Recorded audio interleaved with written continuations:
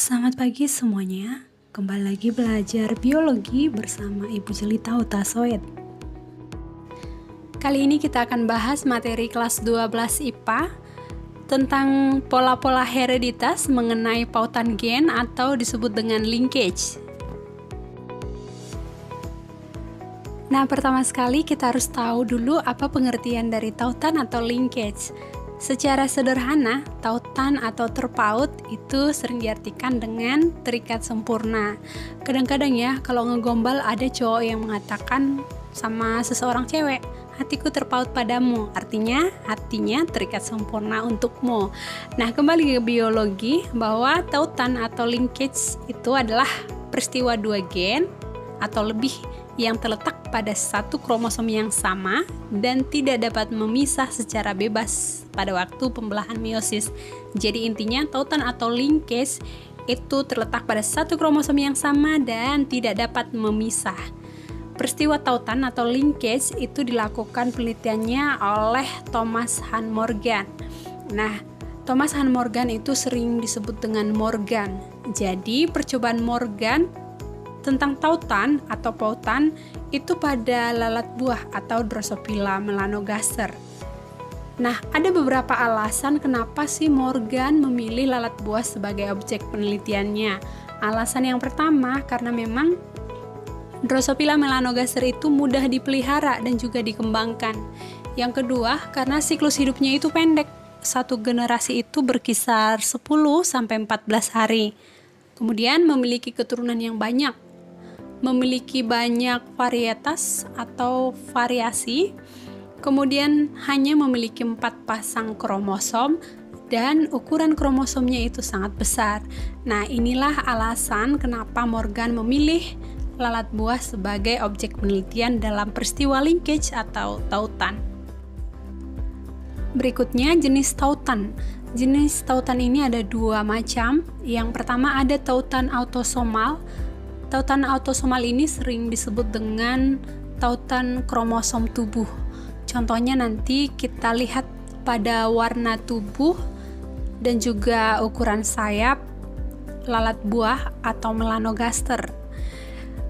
Nah, nanti untuk warna tubuh itu ada warna tubuhnya yang kelabu atau abu-abu, kemudian ada warna hitam.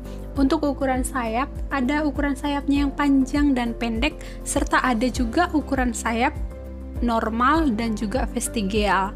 Vestigial itu artinya ada kelainan atau cacat ya. Nah, untuk jenis tautan autosomal atau kromosom tubuh ini, gen yang tidak berpisah itu adalah gen yang terletak pada kromosom tubuh yang sama. Nah, kita lihat langsung pada contoh. Contoh diketahui dalam soal, jika disilangkan induk abu-abu normal dengan induk hitam vestigial. Nah, di sini ibu buat P1 artinya parental pertama, induk pertama. Nah, jika ini disilangkan, maka nanti pertama sekali kita tentukan dulu gamet 1. Nah, gamet 1 itu nanti akan diperoleh dari yang abu normal, yaitu B besar, V besar. Karena ini sama aja, jika disilangkan nanti keempatnya, hasilnya B besar, V besar. Kemudian gamet yang kedua dari induk yang kedua ini yaitu B kecil, V kecil. Ya, lalu nanti kita silangkan gametnya, maka akan diperoleh F1 yaitu B besar, B kecil, V besar, V kecil atau abu-abu normal ya. Itu hasil persilangan F1. Jika seandainya di dalam soal ini F1-nya itu abu normal di test cross ya. Di test cross artinya berarti disilangkan dengan yang bersifat resesif. Yang bersifat resesif itu pasti B kecil, B kecil, V kecil, V kecil. Maka tentukanlah gamet 2. Gamet 2 itu dari yang abu normal yaitu B besar silangkan dengan V besar, maka hasilnya B besar, V besar. Kemudian B besar silangkan dengan V kecil, hasilnya B besar, V kecil. Lalu B kecil silangkan dengan V besar, maka hasilnya adalah B kecil, V besar. Kemudian ada juga B kecil dengan V kecil, hasilnya B kecil, V kecil. Nah, inilah ada 4 gamet yang diperoleh dari abu normal yang ini.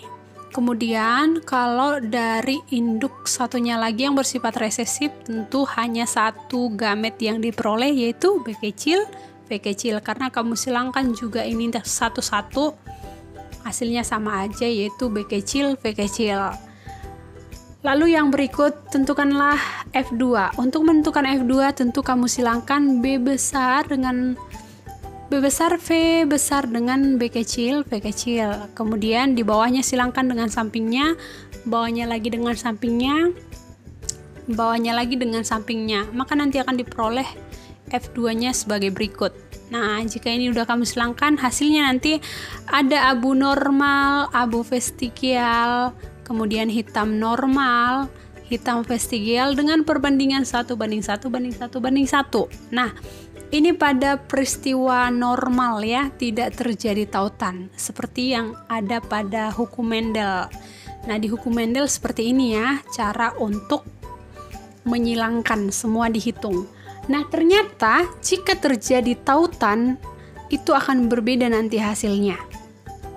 Nah, jika terjadi tautan seperti ini ya, kita lanjut ini dengan soal yang sama tadi. Tautan itu nanti di sana yang tertaut itu adalah tautan gen B besar, V besar, dan B kecil, V kecil. Jadi yang bersifat dominan dengan yang bersifat resesif. Lain dari itu yang bersifat heterozigot tidak dihitung. Oke, ini tadi P2 ya, dari soal yang sebelumnya masih. Nah, ditentukanlah gametnya. Ini tadi yang secara normal ya. Gamet dari P2 yang ini hasilnya adalah B besar, V besar, B besar, V kecil. Kemudian B kecil, V kecil. Nah, jika terjadi tautan, maka yang 2 ini tidak dihitung. Ya, tidak dihitung. Jadi hasilnya hanya 2 dari gamet induk yang 1 ini, yaitu B besar, V besar, kemudian B kecil, V kecil. Ya, karena tadi ada tautan gen, yaitu yang dihitung ini dengan ini. Lain dari situ tidak dihitung. Jadi ini tidak termasuk dalam tautan gen. Kemudian kalau dari induk satunya lagi, yaitu B kecil, V kecil. Nah, setelah itu maka jumlah gamet yang diperoleh dari P2 yang ini jika terjadi tautan yaitu hanya 3. 1, 2, 3. Untuk menentukan F2-nya kamu silangkan ini dengan ini, hasilnya adalah abu-abu normal, B besar, B kecil, V besar, V kecil. Kemudian ini kamu silangkan dengan ini, hasilnya adalah B kecil, B kecil, V kecil, V kecil atau bersifat resesif. Maka ini adalah hitam vestigial. Maka perbandingan yang diperoleh adalah hanya 1:1. Inilah jika terjadi tautan gen ya. Jadi yang ini tadi tidak dihitung. Oke. Baik, jenis tautan yang kedua adalah tautan gonosom atau kromosom seks. Nah, ini contohnya pada warna mata lalat buah. Jadi, gen-gen yang tidak bisa berpisah pada jenis tautan gonosom itu adalah gen yang terletak pada kromosom kelamin yang sama. Nah, catatan penting yang harus kamu ingat, fenotip mata merah pada lalat buah itu dinyatakan mata normal atau dominan. Simbolnya M besar. Kemudian untuk fenotip mata putih itu dinyatakan bersifat resesif atau mutan. Ini simbolnya M kecil. Kemudian gen warna itu tertaut pada kromosom X. Sehingga nanti kromosom Y tidak terdapat alel atau warna mata. Jadi untuk kromosom Y nanti tidak ada simbol-simbol M ya, hanya pada kromosom X. Karena tadi gen warna itu tertaut pada kromosom X saja. Baik, kita lanjut contoh soal. Nah, dalam contoh soal kali ini diketahui P1 atau induk parental pertama betina dengan jantan berwarna mata merah dengan berwarna mata putih. Nah, di sini kita harus tulis ya X dengan Y karena gen ini ada pada kromosom dan pada soal ini Y-nya tidak perlu kamu tulis simbol karena tadi warna mata itu terletak pada kromosom X saja. Jadi Y tidak ditulis simbol M, hanya X aja. Baik, untuk simbol betina atau wanita itu diberi simbol seperti ini, kayak gambar cermin gitu ya. Ini adalah pegangan cerminnya karena katanya wanita suka ngaca atau bercermin, biar kamu nggak lupa ya yang mana simbol betina dengan jantan. Kalau jantan ini tanda panah karena jantan itu suka nembak ya. Kemudian nanti akan diperoleh G1 atau gamet pertama, yaitu XM besar karena emang ini sama aja, ambil satu perwakilan. Kemudian dari sini gamet 1 diperoleh yaitu XM kecil, kemudian Y karena itu berbeda. Kemudian untuk F1-nya kamu silangkan XM besar dengan XM kecil, hasilnya adalah XM besar XM kecil. Kemudian silangkan lagi XM besar dengan Y, hasilnya XM besar Y. Maka diperolehlah ini betina mata merah dan jantan mata merah ya. Ini mata merah karena memang masih ada yang bersifat dominan M besar sehingga bacanya merah. Nah, itu untuk F1-nya. Lalu untuk P2, jika kita disuruh untuk menyilangkan mata merah yaitu betina dari F1, silangkan dengan ini jantan mata merah, maka diperolehlah gamet 2 dari ini. Karena memang berbeda, maka tulis XM besar dengan XM kecil. Kemudian gamet dari sini, dari jantan, XM besar dengan Y. Setelah itu kamu silangkan ini dengan ini, kemudian ini dengan Y, lalu XM kecil dengan XM besar, kemudian XM kecil dengan Y besar atau Y.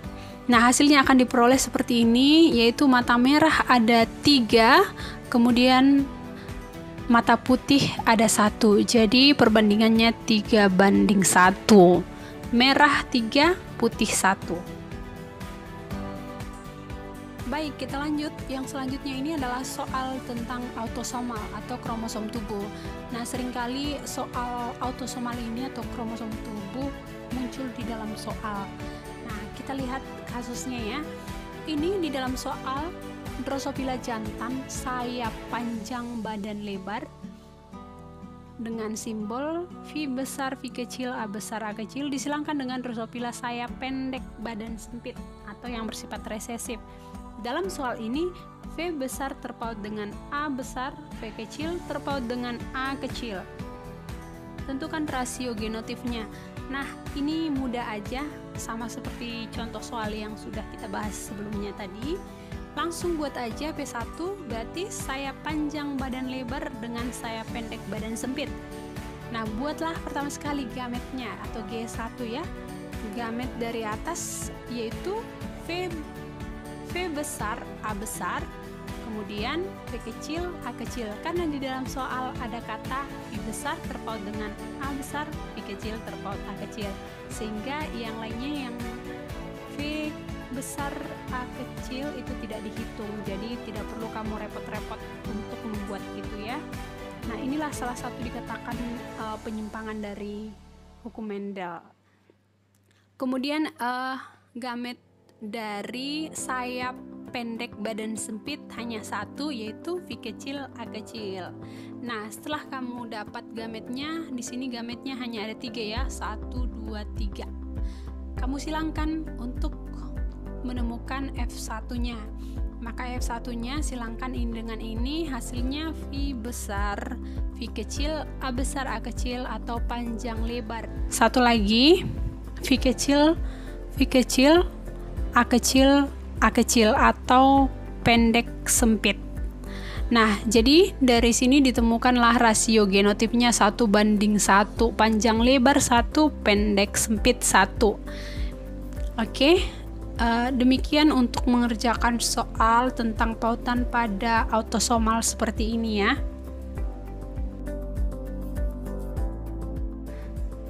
Baik, soal selanjutnya ini juga sering banget ini keluar dalam soal. Yang ditanya itu berapa jumlah macam gamet. Soalnya seperti ini. Jika individu memiliki genotip A besar A kecil, B besar B kecil, C besar C kecil, D besar D kecil, di mana gen C dan D bertautan, maka berapa jumlah macam gamet yang terbentuk? Nah, cara mudah untuk menjawab soal seperti ini jika ada dalam pilihan beganda.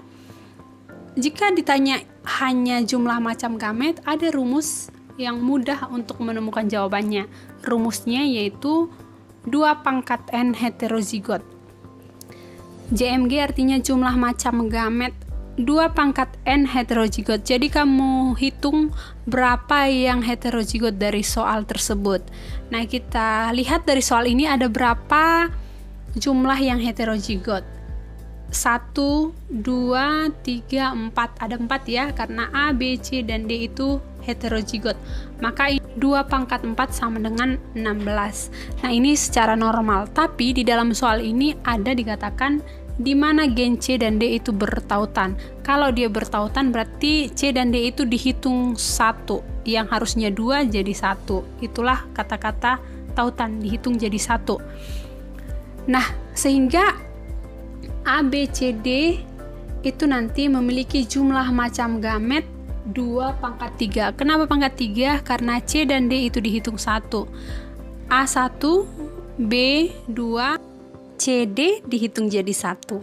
Jadi 2 pangkat 3 itu ada 8 gamet.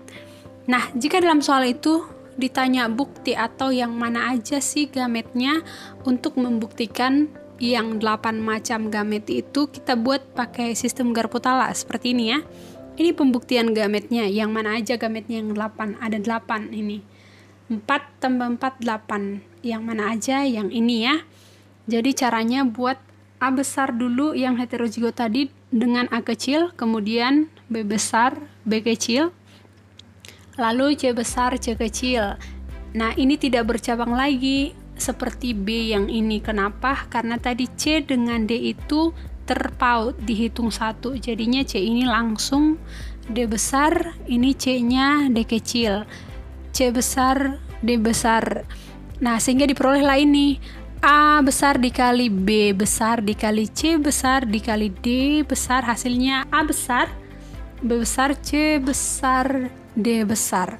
Kemudian yang berikut, A besar silangkan dengan B besar, C kecil dengan D kecil, hasilnya ini.